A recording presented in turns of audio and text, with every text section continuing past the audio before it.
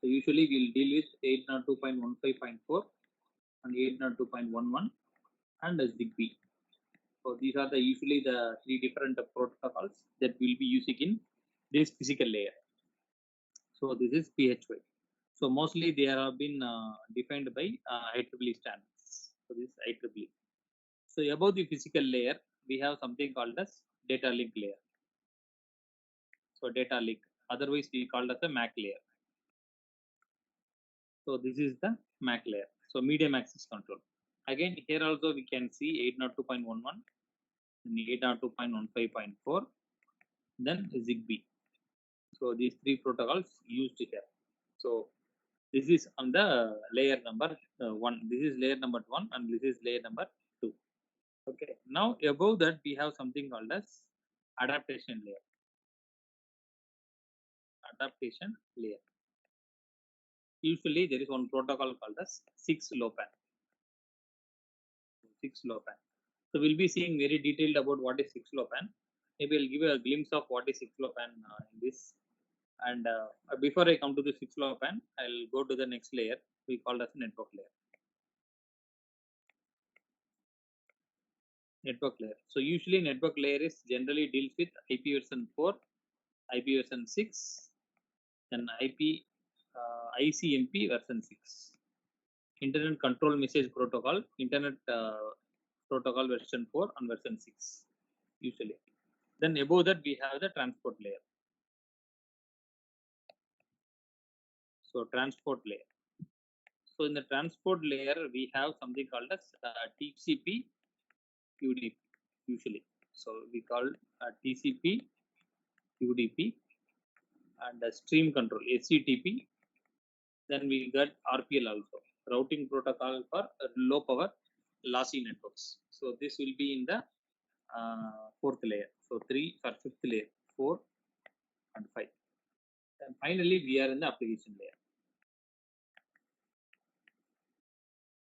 So all other protocols like you use HTTP, then COAP, MQTT, then DNS, not DNS, DDL, then SNMP, SMTP. So all other protocols it is coming under the application layer. This is layer number 6. So generally when we see this layer is mainly dealing with web of things, WOT. So usually web of things will be handled by the 6th layer. This is a web of things.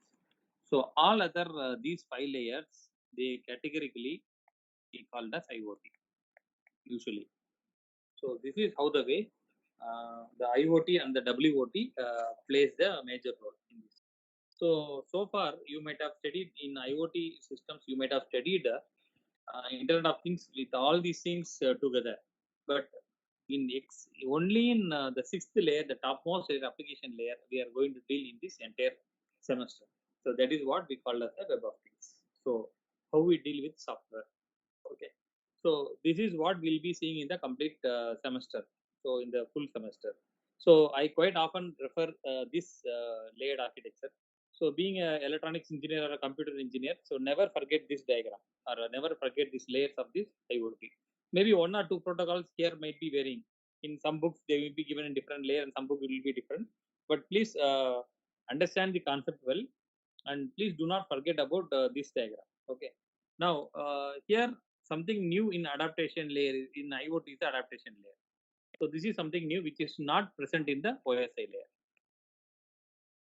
So which is not present in OSI layer. OSI means Open System Interconnection layer. The general TCP/IP layer, the adaptation layer is not present. Then what is the specialty on this adaptation layer? Because this adaptation layer play a major role in IoT applications and IoT systems. So let me show you that. Okay. So usually we call a keyword called as payload. Payload, or otherwise called as MTU. MTU means maximum transfer unit. Okay. So this is we call payload or MTU. So payload means how much data can be transferred in a given unit of time. So maximum transfer in how much maximum data it can be transferred in a given unit of time. That is what this payload means. How much weight I can carry. So let's say one good example I'll just show you. Let's say I design. You might have seen this movie called as Endiran robot 1.0 or 2.0. So where the Rajinikanth play a major role of the robot. Usually, what the robot will do is the robot can lift. Even you can stop the train. He can run faster than the train, and he sometimes he lifts the people from the fire and he just bring them down. So all these things a small robot can do, but that's what the payload means. So suppose the capacity of the robot is just only, let's say, 50 kilogram is the capacity of the robot, then how much amount of weight the robot can able to lift. So let's say if I am let's say I am 85 kilograms, if I want to lift someone, so I can, practically speaking, maximum of 85 kilograms I can lift. Okay, so because my weight is equal, so that my payload is 85 kilograms. But slightly, if I am a bodybuilder and if I am having a weight lifter, then I can able to lift up to 200 kilograms. So my payload there is 200 kilograms. So comfortably, 200 kilograms I can able to lift. So that is my payload. That is maximum transfer unit. That's what we call MTU or payload. Similarly, for each and every network device, for each and every networking entity, there is a payload factor attached to it. Usually, we will not call payload, we usually call it as maximum transfer unit. How much amount of data it can able to carry at a given unit of time. That is what the maximum transfer unit. Usually, we call MTU. Okay. So now when you see IPv6, here it is IPv6, and here we have data link, or we have a MAC layer, and here we have a physical layer, PHY. Okay, so PHY.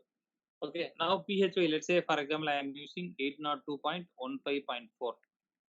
So this is what I am going to use in the PHY.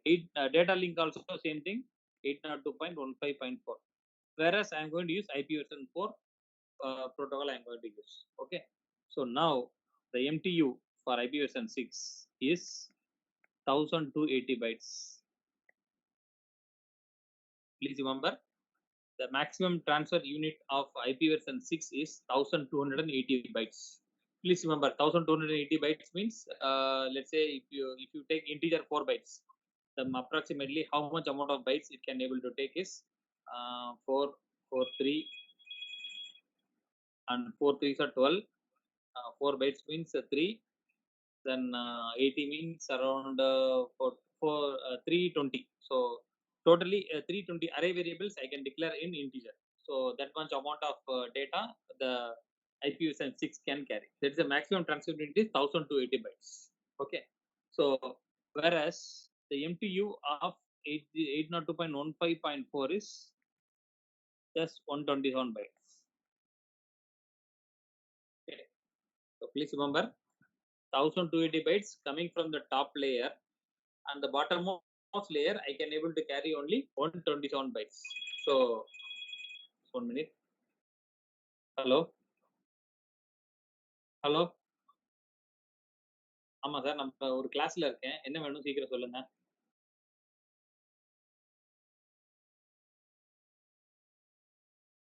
Okay. Sir C block sir. C block S7. ஆமா, ஆமா sir. Okay.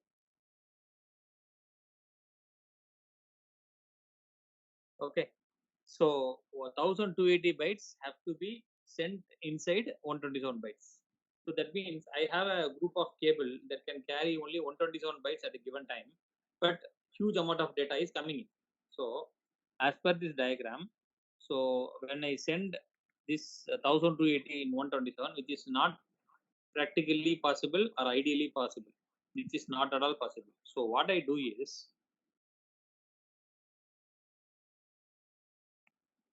there is a buffer. I just creating a buffer here.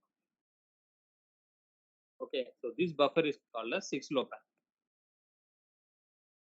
So 6LoWPAN means it is IPv6 for IPv6 low power wireless personal area networks.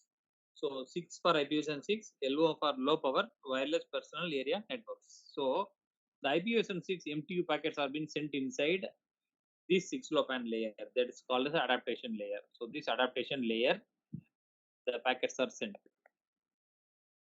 Okay. Then inside adaptation layer, what it has is it has compression decompression. So all the 1280 bytes will be compressed and will be sent to the bottommost layer. So in the data link, it will be transferring in a faster way. So adaptation layer means adapting to the environment. So that's why we use this 6LoWPAN adaptation layer, which is not present in the TCP/IP network or the OSI layer. It is specifically designed for Internet of Things applications. So if any application that uses this 6LoWPAN adaptation layer, we can call it as it is an IoT system or an IoT application. Suppose if I do not use adaptation layer, I use IPv4, then I use 802.15.4, then I can call it as a wireless sensor networks. So there is a difference between wireless sensor network and the adaptation layer. Sorry, and IoT. In wireless sensor network, all the nodes are addressed by the index number. So I deploy 10 nodes. Let's say you take a farm field, a paddy farm field. You can say there's a 2 acres of land. So I deploy sensors in different parts of the field. Okay. Now let's say node number 3, find the moisture, find the humidity, and what is the water level, the moisture in the sand or humidity in the sand. I can able to find it out. So that is sensor networks, because I use node number 3, node number 5, node number 2, node number 1, node number 10, like that. Suppose if I use 6LoWPAN there and I use the IPv6 address of each and every node, IPv6. So each and every node have a IP address. So that IP address, if I mention it, then I can call it as an IoT application. Because before IoT term was coined, we were using wireless sensor networks. Before wireless sensor networks was there, we were using embedded systems. So now we have come across embedded systems, wireless sensor networks. We call IoT. We call WOT. Then we call industrial IoT. So there are so many things just we are calling. Okay, so everything has a meaning. So what we call wireless sensor network, we cannot call it as an IoT today, because wireless sensor network should not have say 6LoWPAN. The adaptation layer it should not have. All the nodes are addressed mainly by their index number rather than the IP address. Suppose if I have a network that have an IP address and still it uses the adaptation layer 6LoWPAN, then I can blindly call it as an Internet of Things applications. So that's how the IoT adaptation layer is designed. Okay. So now we'll come to this Web of Things. Now Web of Things deals completely with the application layer. It completely deals with the application layer. So here I just mentioned here this box where we have this IoT. Okay. Now API calls. One call is called as REST APIs. REST API is called. Okay. So representational state transfer. So representational state transfer. Maybe I'll show you all these examples. Whatever we discuss, we'll have a demo in the laboratory as well as in the theoretical classes. I'll be showing you a demo on this. So representational state transfer, it is a REST API. This is one of the powerful API meant for API calls. So between different applications, we just give a API call so that we give some additional facilities to the particular calling API so that it will be pushed to our particular limits. So one good example is you are using Moodle mobile app. So Moodle desktop is fine, and inside your mobile phone there's a browser. Inside the browser you are using Moodle, that's also fine. But you have a mobile app. So in the mobile app, so you have an assignment due today, but in the desktop it won't show you whether the assignment is due today unless you log into the Moodle in your browser. But in the mobile app, whenever you are switching on the internet connection, automatically it will tell you that so tomorrow is the date for submitting an assignment. So that means some API calls is running in your mobile app. So Moodle mobile app also uses a REST API call. REST API call.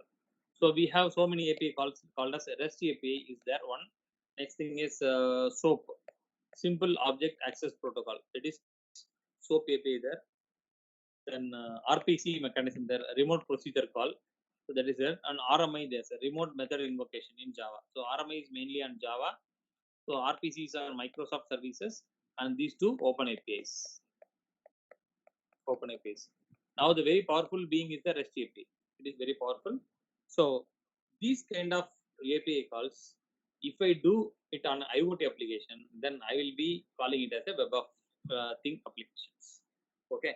So one good example here is let's say inside a hospital, there is a heartbeat sensor in each and every patient. Okay, so let's say that's a hospital related to cardiology. So a cardiologic clinic where the patients are mainly with the heart ailments, they admitted in the hospital, and each and every patient will be having the ECG monitor, the heartbeat monitoring, and the pulse meter or oximeter nowadays. So all the four things are sensorized, and they just fit it on a human body. The doctors has to go to each and every room. Usually what a doctor do is once he come to the clinic, he first go the rounds. Rounds means he go to all his patients, visit the, check their temperature, all these things he will be doing it. Okay, that's how it will be doing. But rather than that, the doctor will be sitting in his room, and he would just like to know what is the patient's heartbeat and other things. Okay, so in that case, what the doctor will do is the doctor will just press a button in his watch or in his mobile device or anything. Once you press the button, there will be an API call.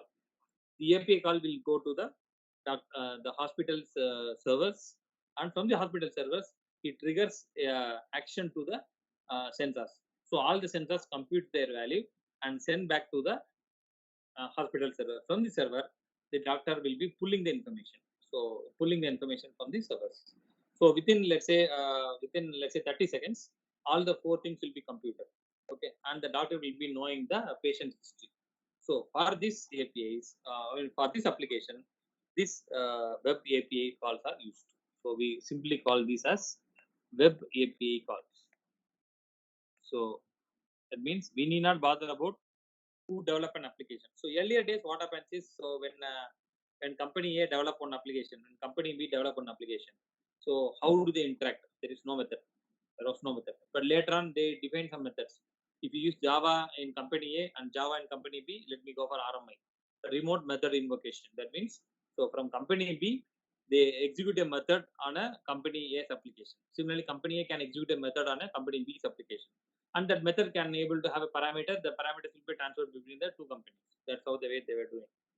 If it is a Microsoft-based access, then they use remote procedure call. Procedure is nothing but a function or a method. So remote procedure call means remotely there's a procedure. I will be running it by triggering an action from my side. But now we have this API calls, REST API calls, SOAP API calls. So among that, REST is very powerful. And we have another thing called as XML RPC. There is one more thing called as XML RPC. XML remote procedure call. So this also available nowadays. Okay. So among this, REST API will be one of the powerful one. So we'll be seeing how these things can be enabled on our IoT application, and then how these values can be pushed to the servers and how we can able to retrieve it. So all these things we'll be doing it in the laboratory exercise as well. Okay. So this is how we'll be defining the IoT and the WOT applications. Okay. So now what I do is I'll just show you a small video that I only prepared this video. I'll share the link also. So in case if you are interested, you can I'll share the link and can view it.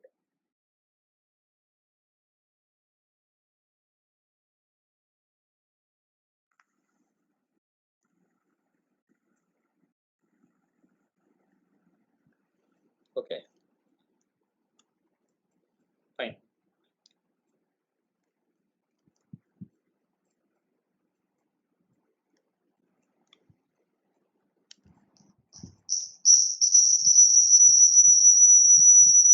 Okay.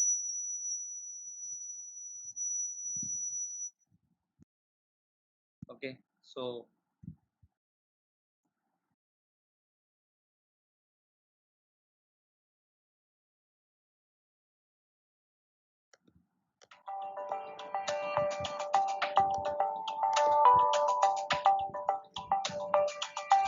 I stop and I'll be explaining things.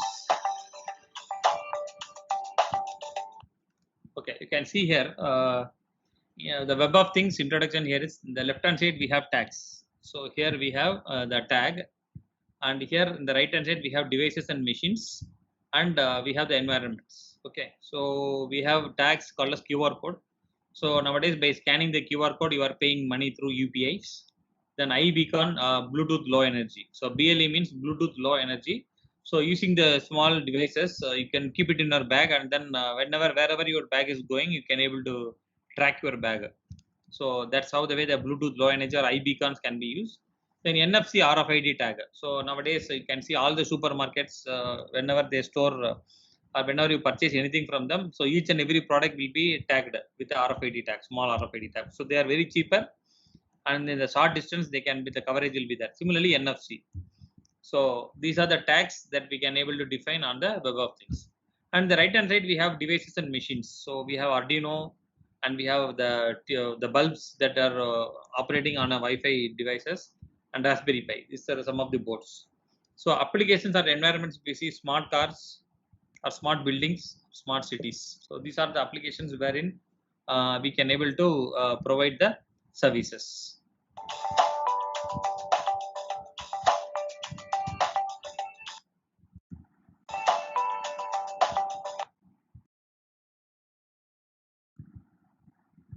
So now you can see here, as I was telling you earlier, the physical layer deals with 802.15.4 or the ZigBee preferably. So the data link layer also, MAC or the data link layer also 802.15.4 or ZigBee preferably. Then in the next layer we have 6LoWPAN. In the application layer we have 6LoWPAN. In the network layer we have IP version 6, RPL, and ICMP version 6. That is, IP version 6 means it is a 128-bit addressing, and RPL is routing protocol for low power lossy networks. ICMP, Internet Control Message Protocol. Again, it is our version number 6. The transport layer we have UDP and TCP. There's two on the transport layer. Okay, so UDP and the TCP, that's on the transport layer.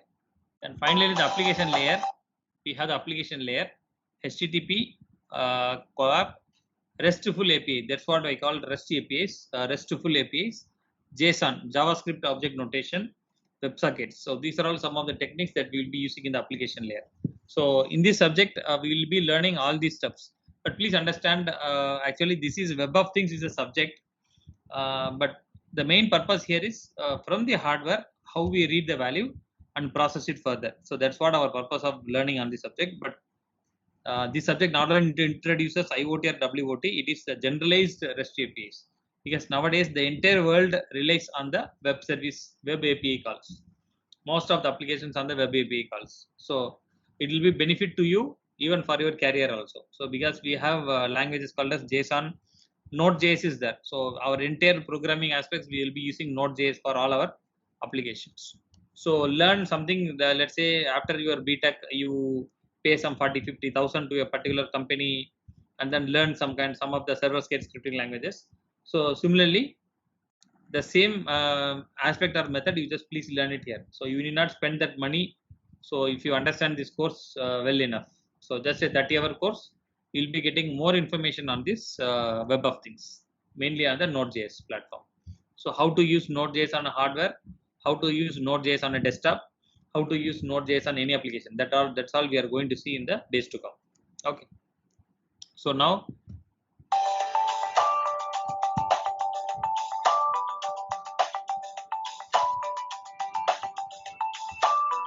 okay, you can see only this layer deals with the WOT. So that means the application layer HTTP, this layer deals with the WOT. All other layers deals with IoT. So you can see all other layers, they are deals with the IoT. So only the top layer, application layer alone deals with the Web of Things. Okay.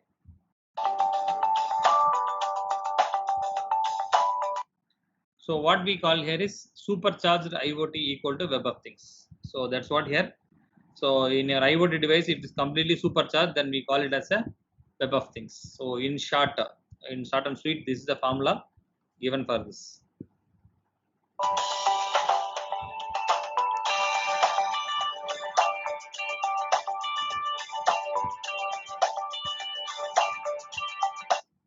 Okay, now you can see easier to program IoT and WOT.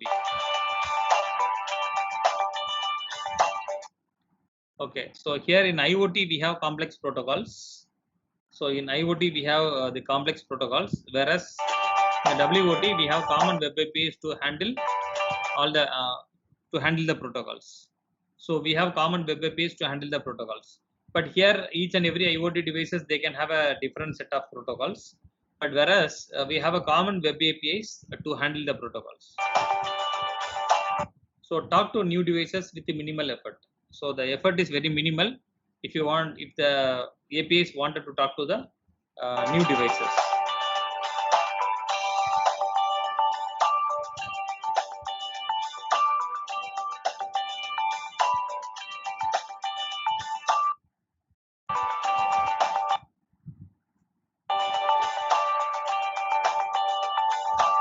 Okay. So now the IoT, if you see open and extensible standards. So standards are funded by large organizations. So usually the IoT, the standards are, let's say you take an example of IEEE 802.15.4, which is one of the, famous standard for IoT devices. So slightly that IoT, the 802.15.4, we call as WPAN, Wireless Personal Area Network, which was equivalent as a proprietary model called as ZigBee. So if you are using ZigBee, you need to pay royalty to the funded organizations. So that's why the standards are funded by large organizations. They are not publicly documented. So some of them they lack the documentation. So documentation will not be available, or it will be very tedious for you to understand and practice. Firmware updates and vendor lock-in, etc. So there are some firmware updates and vendor lock-in. Vendor lock-in means the vendor might lock your product. If you want to use it, you have to pay a royalty and get the product. Whereas WOT, so it is free and open source.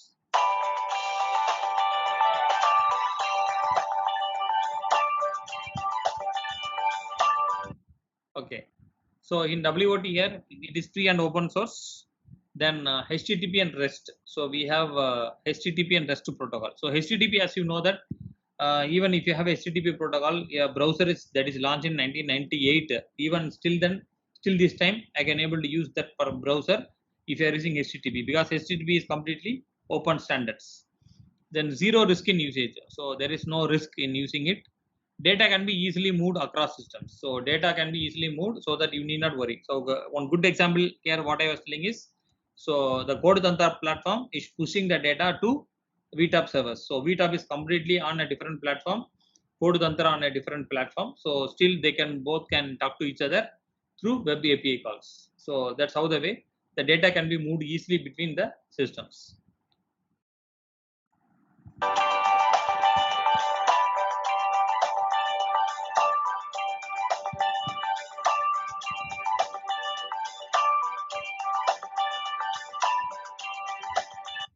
Okay. So fast, easy to deploy, maintain, and integrate. So IoT custom converters for every protocol. So as we see that there are huge number of complex protocols in IoT, but there are converters for each and every protocol. Okay, assembling of custom code is a risky task. So assembling of suppose if you want to write a code for a particular protocol, again assembling it will be a very riskier task. Here in WOT, sorry.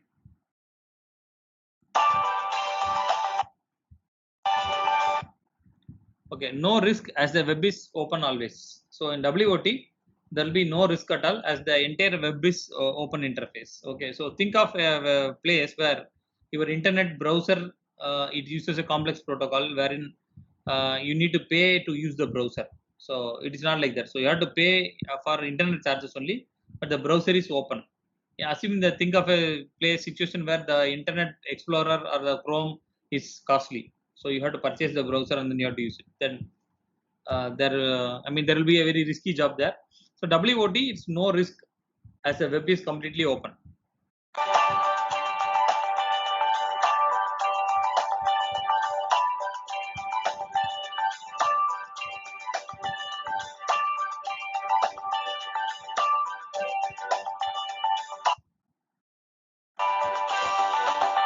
Okay. So IoT is tightly coupled between the applications and networks, whereas WOT in the application layer is loosely coupled. So as we have seen, that WOT will be in the top layer, So it is loosely coupled. So that means that all the elements are very loosely attached to it, so that we can able to, whenever we want to transfer data between that applications, we can able to do that. Whereas IoT tightly coupled, the coupling is tight, so that the application and the network have to have so many interactions. Then security and privacy.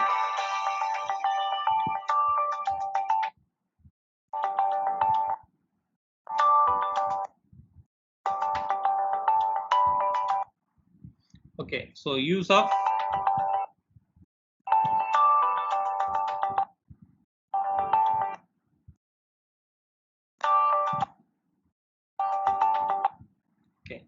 use of OpenSSL is advantageous as they are being developed, tested by the developers around the globe, but still there are a large number of IoT applications run without security these days. So these days the IoT applications are mainly running without any security. Okay, but OpenSSL is advantageous.